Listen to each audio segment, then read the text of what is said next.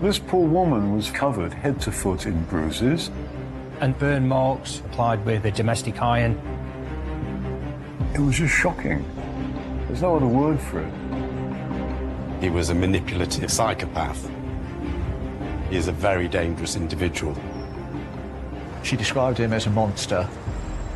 He's shown no remorse or no responsibility. That level of evil demonstrates that he's a danger to any woman.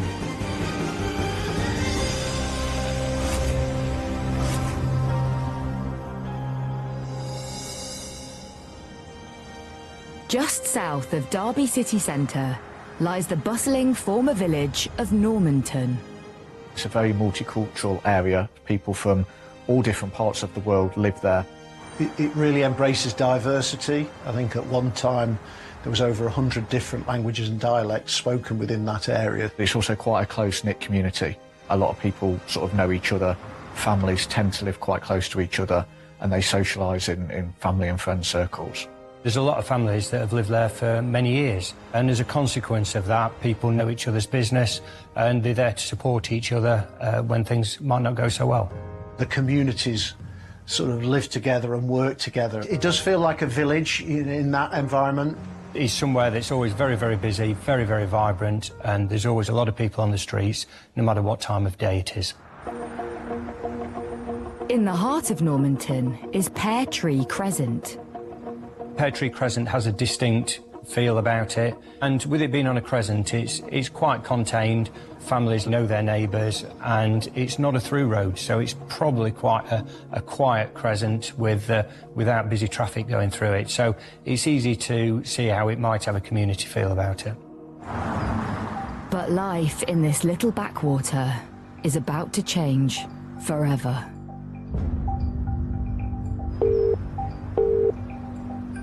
Emergency service. The police received a call to say there'd been an incident in Normanton. The report is in relation to an address on Pear Tree Crescent. A man said that there was a body in the house. So immediately the police were put into place. An immediate response to go to the address might be that they are not dead. So one of the fundamentals of policing is around protecting life. Police go to the address on Pear Tree Crescent. They try to gain entry to the address. There's no reply there, so the decision's made to force entry. They force the front door because they're concerned about the safety of the people that may be inside the address. Once inside the address, they go upstairs and they enter the bathroom. They found the body of a female in the bath. The young woman is Asian and in her late 30s. They find her in an unusual position. She is sat in the bath, she has got a towel over her, and she's got a shower curtain over her as well. The shower rail had been pulled down and was lying on top of her or very close to her body in the bath. And it was very quickly ascertained that she was dead. And it was quite obvious to them that she had suffered catastrophic injuries. This poor woman was covered head to foot in bruises. It was horrific, dreadful.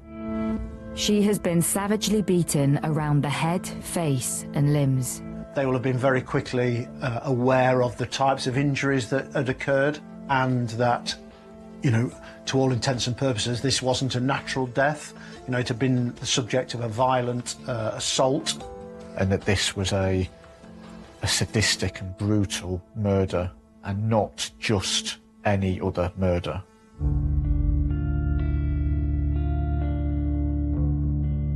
What the police did notice when they went into the bathroom was that the lock on the door was forced. And I think that the police would have been weighing up the possibility that she had been trying to run away from her attacker. She has been trying to seek refuge. She's tried to find a place in the house where she could go, where she could lock the door, and hopefully help would come. Police descended on the street. They came from a number of police stations within just a couple of miles of the scene, cordoned off the road, I vividly remember forensics were on the scene extremely quickly. Residents were told to stay indoors. They were completely stunned and shocked by what had happened. The scenes of crimes officers come in, unpeeling the layers of the crime scene, whether that's fingerprints, whether that's DNA.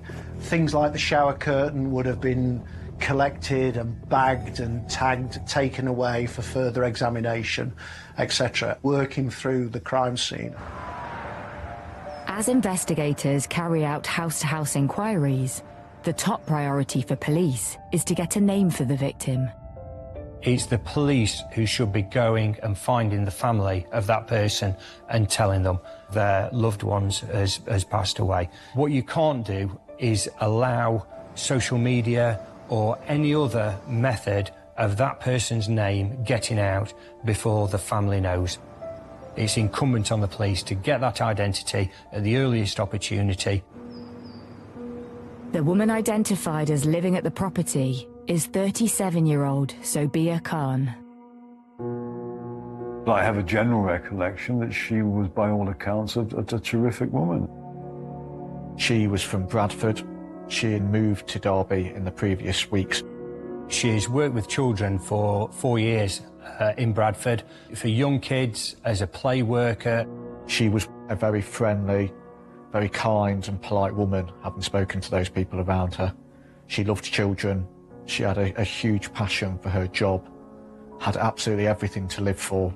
A very bright, very intelligent young woman, but she was very family-orientated as well.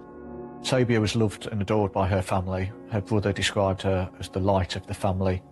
She didn't have any children, but played a massive part in the lives of the children in the family and also those older members, and almost acted like the glue of the family. She brought a lot of people together and brought joy and happiness to those other people in her life.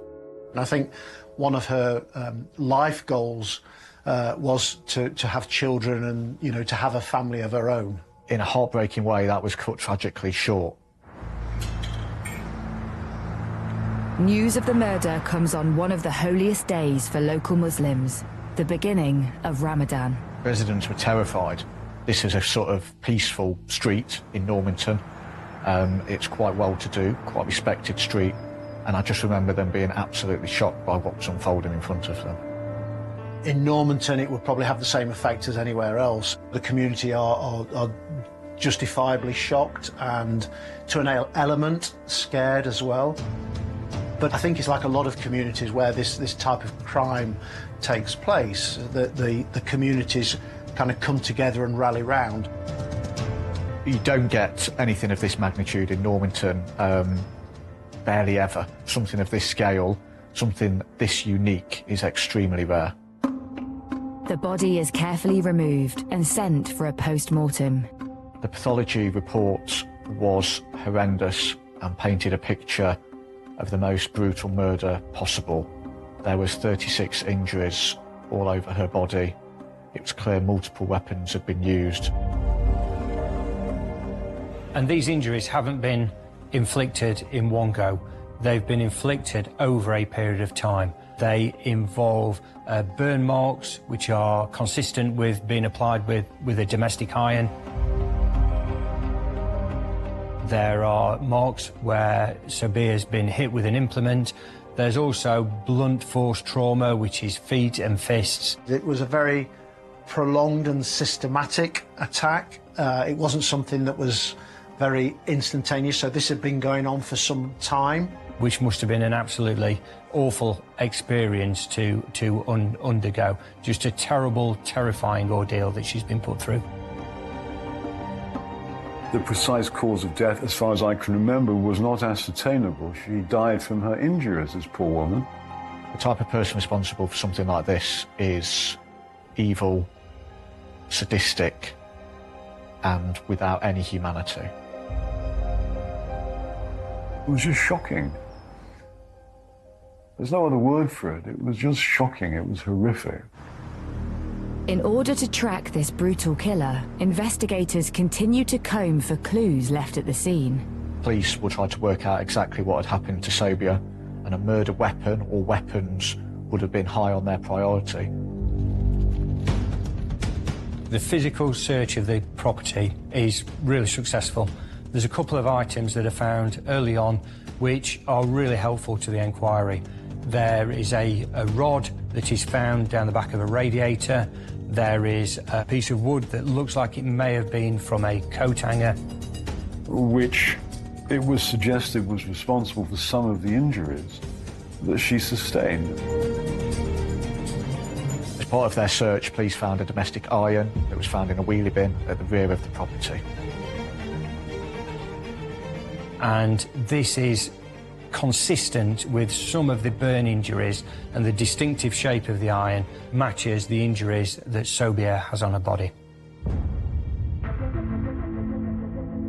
So the next concern for the police is who is the perpetrator for this. And the worrying thing is for the police at this point is that somebody may have committed a murder and they're out in the public and they're free to go and do whatever it is that they want to. If they want to flee, if they want to destroy evidence.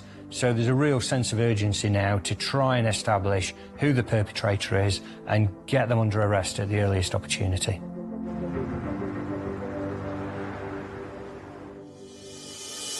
Investigators trace Sobhia's extended family who live nearby. They speak to a man who is there.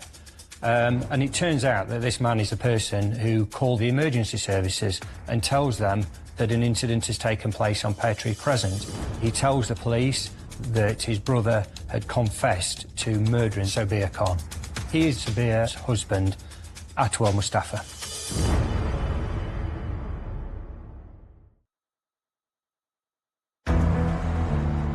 In Normanton, Derbyshire, 37-year-old Sobhia Khan has been found at home in her bath, beaten to death. Police need to trace her husband, Atual Mustafa, urgently.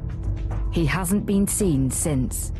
By this point, police have interviewed at length and thoroughly family members, and they would have concluded that Atual Mustafa is the prime suspect.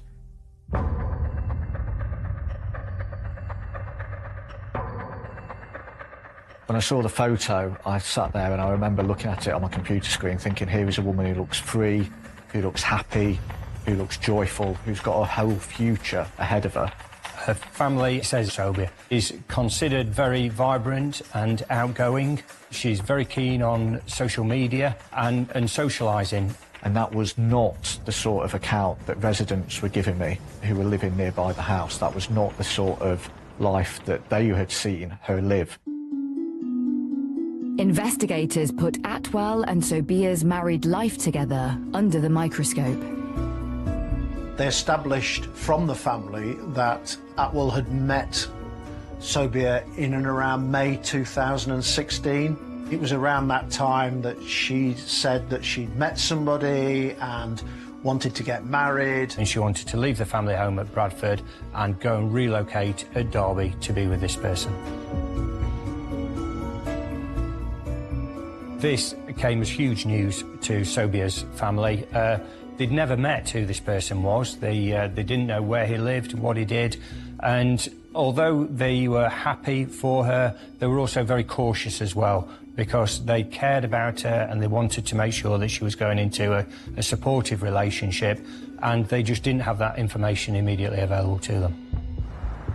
During their courtship, Atual decides to meet Sobhia's family in Bradford.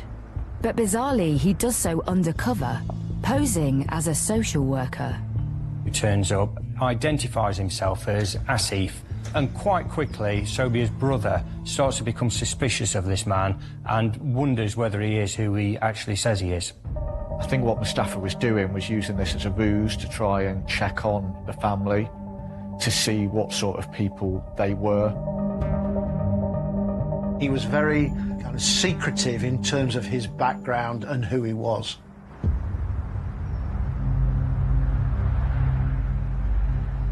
Sobhia's family, in the days after, put two and two together and realised that this man was not a social worker and was actually in a relationship with her. And I think that certainly gave them great concern and worry.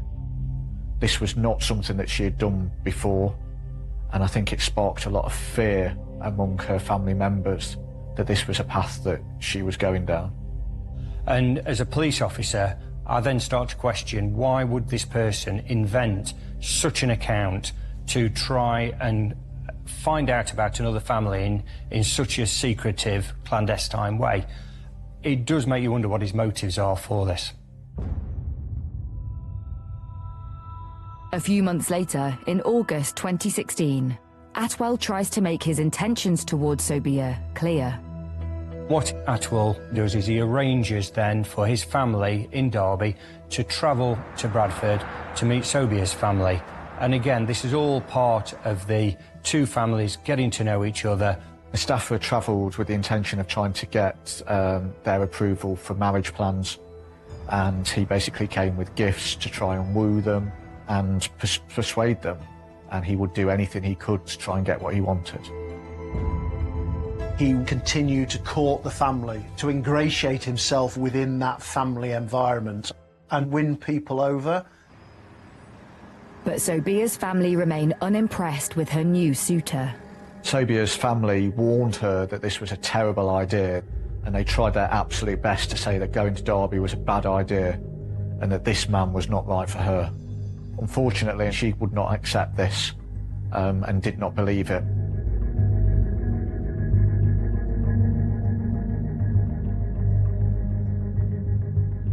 Time passes by and we are into April 2017, and Sobhia contacts her friend who's a beautician, and she tells her the great news that she's going to be getting married and she's looking to book some treatments. So it seems to be quite an exciting time for her. On the 19th of April 2017, Mustafa collects Sobhia from Bradford and he takes her to Derby and they move in together.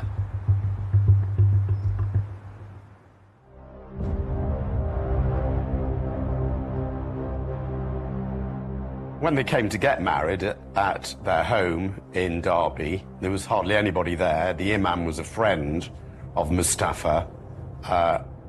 It's clear that the ceremony was a sham. It was a very small ceremony. It was very informal, probably not the sort of wedding that she had dreamed of. Her family were not there. And there's a considerable doubt whether it can properly be described as a marriage. But she may well have believed that they were actually married because of the ceremony that he'd set up. It was hidden, it was done very quickly, almost a feel to get the ceremony over with. I think it was also a way of exerting control over her, telling her that she was now beholden to her husband. It seems that he suggested to Sobhia that when she joined him in Derby, she would become completely isolated from family and friends.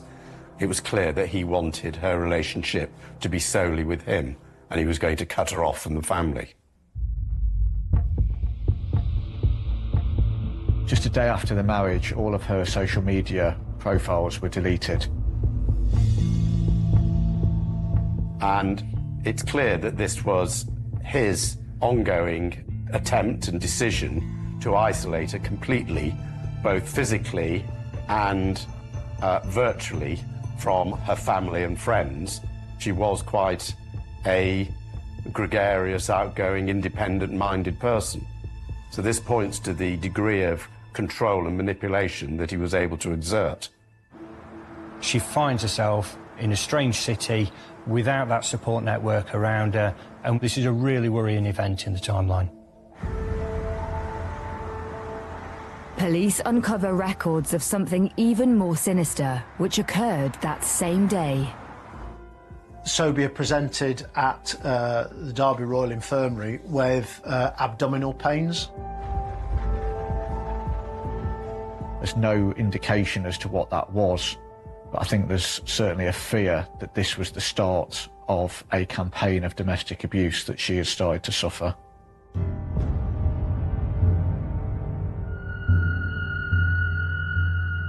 On the 1st of May, we see yet another worrying turn in this saga. Sobhia phones her family up and confesses that she's been having an affair. Now, her family aren't entirely convinced about this phone call, And what it seems is that somebody's in the background telling her exactly what to say. Bizarrely, a few moments after this phone call has taken place, Mustafa then phones up. He says it was all a joke and he's forgiven her and there's actually no problems. These clearly aren't the normal things to do during the course of a normal relationship. It really starts to demonstrate a pattern of controlling behaviour. 2 days later, Mustafa and Sobhia went to Bradford to see her family, and they were shocked when she walked in the house.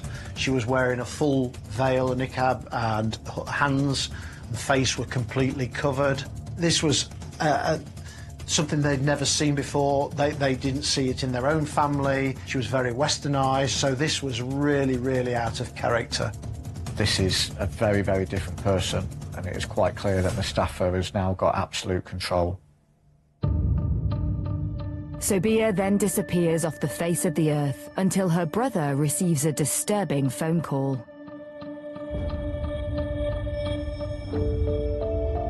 Sobhia calls her brother up, then starts accusing him of inappropriate behaviour when they were both children. Now, this has never taken place, and it's almost like Sobhia's reading from a script, and that Mustafa's in the background and she is just going through the motions of doing exactly what he wants her to say. Sobhia's brother, during that call, got really, really angry to the point where he just threw the phone and said, "I'm not having this conversation." She was clearly saying this, again, under coercion from Mustafa. And this seems to be a pattern where he is using her to make accusations against her family, a further attempt to split her off from her family. And again, it's an expression of his sadistic, aggressive behaviour to make her even more isolated and under his power and control.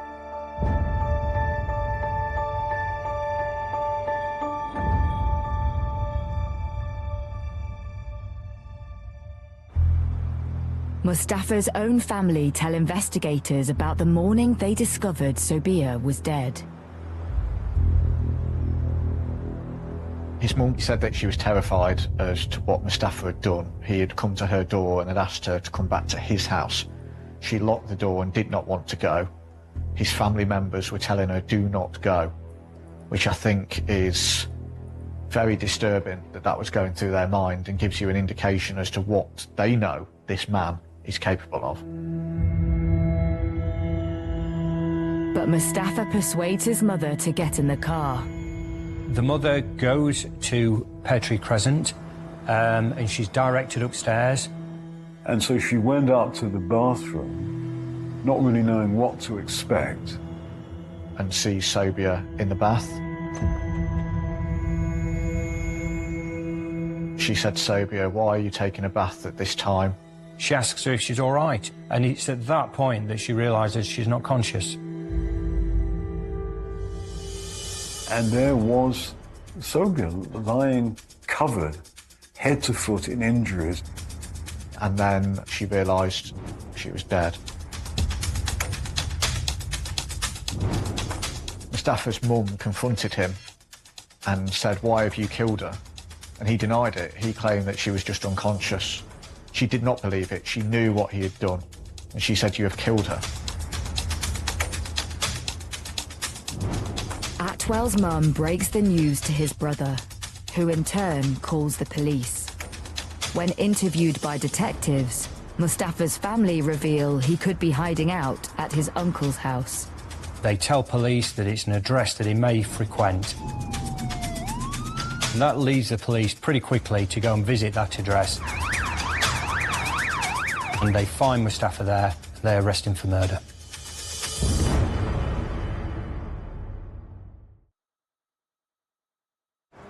In Normanton, Derbyshire, Atual Mustafa has been arrested on suspicion of the murder of his newlywed wife, Sobhia Khan.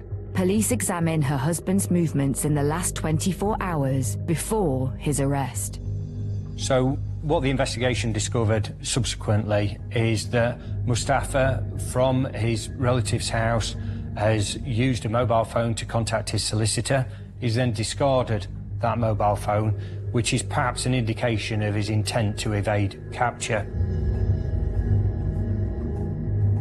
And then he's bought flights to Pakistan, clearly with the intention of fleeing the country and escaping the jurisdiction in the hope that he can evade justice. And he finally phoned an ambulance to try and get what he said was help. I believe this was a cynical and twisted ploy to try and avoid responsibility for what he had done and cover his tracks. The good thing that we have at this point is the person that the police believe to be the perpetrator is in custody, so any ongoing risk to the public is mitigated.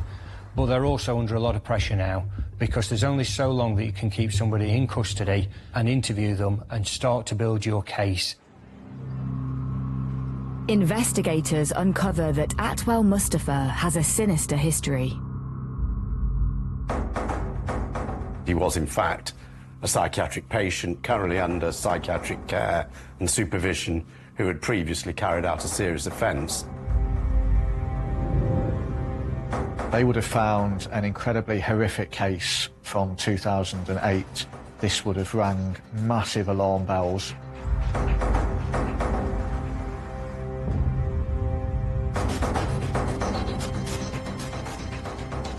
Mustafa holds an ex-partner captive in his home for 4 days.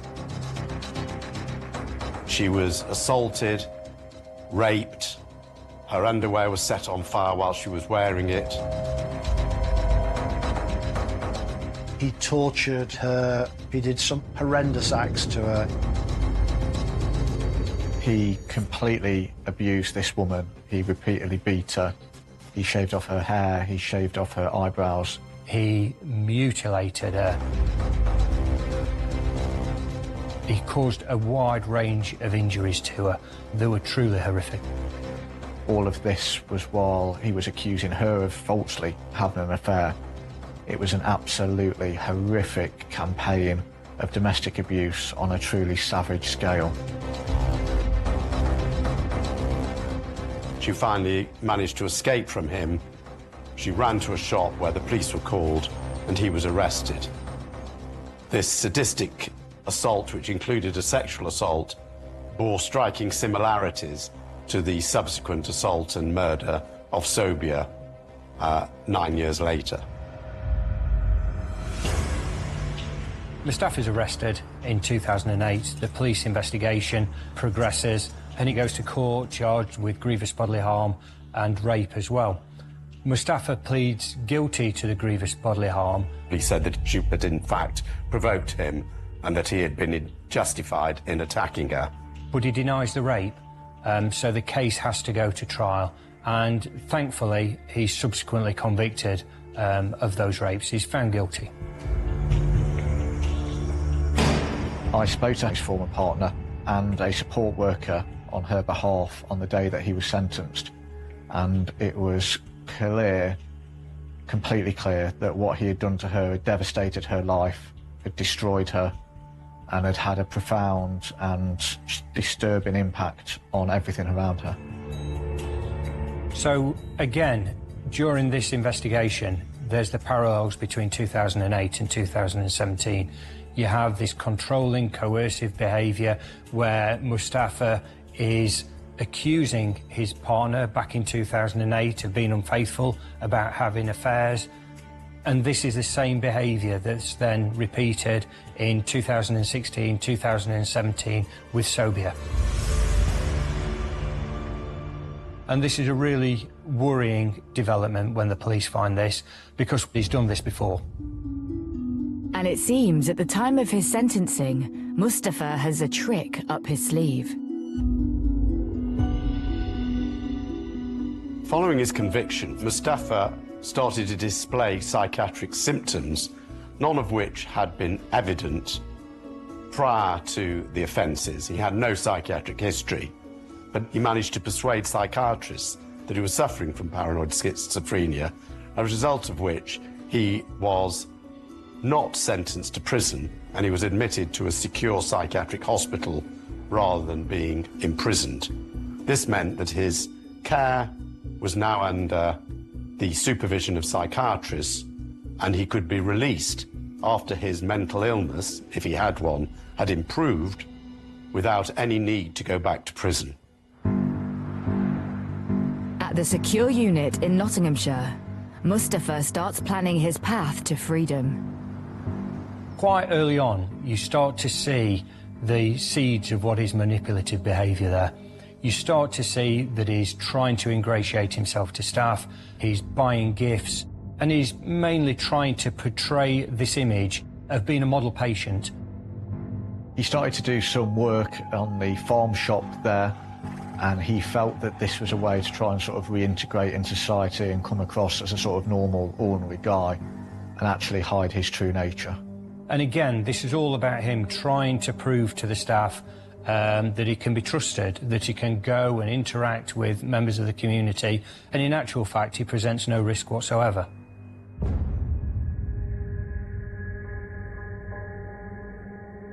Mustafa is moved to a lower security unit in Derby to start a sex offenders treatment programme, which was a requirement of his sentence. He was moved nearer his home, where he manipulated the system again by suggesting that he had already carried out treatment programs which he had not done. He was supposed to take a program for sex offenders. Somehow he managed not to do that. He hoodwinked the system and got out of it. He's probably 25 minutes walk from his home address on Pear Tree Crescent, so he's getting even closer to his home, and he's managing to convince the people around him that he's no longer a risk. His escorted leave, where he goes out with staff, is changed to unescorted, so he's allowed out on his own, ostensibly to go to Friday prayers. So again, he's manipulating the system. He's persuading staff to let him out unescorted because they believe that he's no longer showing any symptoms of illness, whereas in fact he still remains a dangerous, psychopathic, personality disordered individual. Atwell's unescorted leave is meant to be spent with his family, but left to his own devices at home, he has other plans. He had formed a clandestine relationship with a member of staff who was there to look after him. This was strictly against the rules that he had been set because he was supposed to inform the authorities of any relationships that he was forming. And it was following her disclosing to her employers that she'd had this relationship. She also identified his aggressive tendencies, his manipulative, his threatening behaviours. With a healthcare professional, he tells her that her phone is bugged. He threatens violence. He seeks to control her. It's really coercive behaviour, and it's brought about by this jealousy that he seems to have. It would have meant the end of her job, but such was her fear and the level of control that Mustafa had started to wield over her, she felt she had no choice but to come clean. The healthcare assistant is fired for gross misconduct, and Mustafa spreads unfounded allegations of inappropriate behaviour with other patients. But interestingly, again, what he was able to do is manipulate his position in that relationship to demonstrate that he was the victim. These are massive parallels between what he had done with Sobhia. It was just a pack of lies, and it was deceitful, and he was hiding the truth and using any way he could to do that.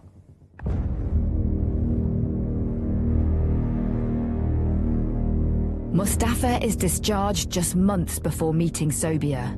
In spite of an order to inform the authorities of any new relationships, he fails to do so. As detectives build their case against their suspect, they uncover more damning evidence. As part of the police investigation, they found a recording on Mustafa's phone from the 18th of April. The conversation was between Atwal, or Mustafa, and Sobhia, and within that conversation, he was saying how she was stupid, she, wasn't intelligent, really belittling her. He'd been incredibly nasty and abusive towards her intellect and her family, and this was an important piece of evidence. The recording is dated just 4 days before their wedding. This, I think, is a disturbing insight into what he is like as a person and shows the sort of control and dominance and violence that he's later uses and was using at the time. Investigators also uncover more worrying information in police records. In October 2016, the police receive a safeguarding referral.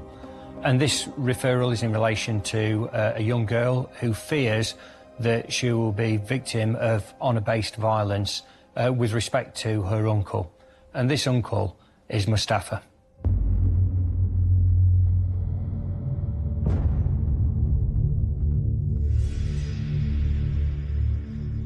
Detectives bring together all their findings on Mustafa. The investigation team managed to get together a compelling case at this early stage. There is good witness evidence, there is good circumstantial evidence, and what they're able to do is convince the Crown Prosecution Service to charge Mustafa with murder.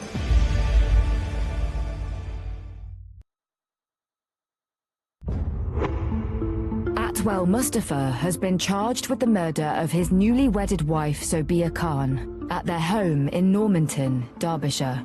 So following his arrest and charge, Mustafa was remanded into HM Prison Nottingham, where he started to show very bizarre behaviour, because he was trying to get himself transferred to a psychiatric hospital, and he was trying to lay the groundwork for a psychiatric defence. He knew the system, and he wanted to try and plead guilty to manslaughter on the grounds of diminished responsibility, claiming that he was mentally ill at the time, rather than be convicted of murder. And a couple of months later, at his first court appearance, he pleaded not guilty to that murder.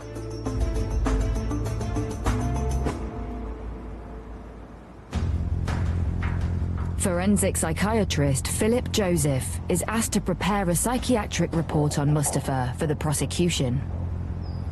I was instructed by the Crown Prosecution Service to go and interview the defendant at the prison in order to determine whether there are any psychiatric factors which were implicated in the commission of the alleged offence. When I first met Mustafa, he told me that he hadn't expected a visit from me, although this had been organised with the prison authorities and his solicitor. And he then suggested that he remembered me from 2008, which was not correct, and may have been his attempt to give the impression that he was rather confused about the situation. He did, however, present as quite calm and cooperative, although later he appeared to be very distressed. For example, he was begging me to allow him to go to Sobhia's funeral with what appeared to me not at all genuine distress. I felt very strongly that he was attempting to manipulate me as well and present himself as a mentally ill, harmless victim of the situation. When I interviewed him, he was at pains to suggest that Sobhia was the one who was making the running in the relationship. She had suggested they get married, she had wanted him to meet her family, and she was totally in control of the relationship, and he was going along with it. Mustafa told me that in the period leading up to the killing, he was quite upset at Sobhia's behaviour, the fact she was going online and talking to other men, that at times he didn't know whether he was taking his medication or not, sometimes he forgot, and he even suggested that Sobhia had advised him to stop it, which is highly unlikely. Mustafa also claims he suffered amnesia on the day of Sobhia's murder. So he told me he had no memory of killing her, but he does appear to remember things that put him in a better light. For example, that a man had come to the house whom he believed his wife was having an affair with, and also a memory of calling an ambulance. This selective memory also suggests that the amnesia is not genuine.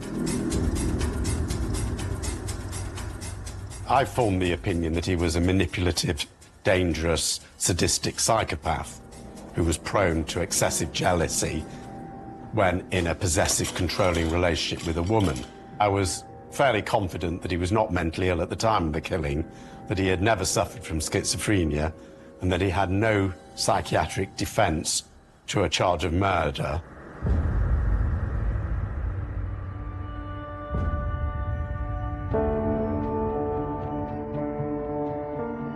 The trial finally begins against Atual Mustafa. He continues to plead not guilty to Sobhia's murder on the grounds of diminished responsibility. The first day of the trial at Derby Crown Court was truly harrowing. The full scale of the abuse that Sobhia had suffered was laid out at the prosecution opening of the trial. I vividly remember the victim's family attended court and had to listen to all of that harrowing detail. And it was truly shocking what had happened. The jury's taken through the 30-plus injuries and torture that Sobhia suffered, including the burn marks meted out on her body with an iron. My first thought was, this man is a monster. The way in which he carried himself, the way in which he conducted himself with real arrogance and an air of superiority over the whole process, which I've never come across since. Mustafa's team mounts his defence. Mustafa tried to present a case that he wasn't fully in control of what he did. We weren't suggesting that he hadn't committed this atrocious crime. We were suggesting, principally, that he had a serious mental problem. But the doctor for the prosecution took the view that he was not suffering from an abnormality of mental function, which provided him with a defence. The jury went out to deliberate, and just 15 minutes later, there was an announcement on the tannoy that they had come back with a verdict. That verdict was guilty. Atual Mustafa is jailed for life, with a minimum of 33 years. Mustafa laughed as he walked down to the cells. He'll be 69 before ever being considered for parole. Sobhia's brother, who asked not to show his face, gives his reaction to the sentence. I'm supposed to protect my family. I wish I could have done something to stop it from happening. But he managed to play the system, he managed to dupe these people. I'd rather them learn from this, knowing that there's people out there that can manipulate and do what he's done to my sister. A 6-week inquest later rules there were extensive failings by the authorities managing Mustafa. I think the impact of the murder will remain and has remained with that community for many years to come. It's one of those shocking crimes that happened on an ordinary street in an ordinary city in Great Britain, but the ramifications have been huge.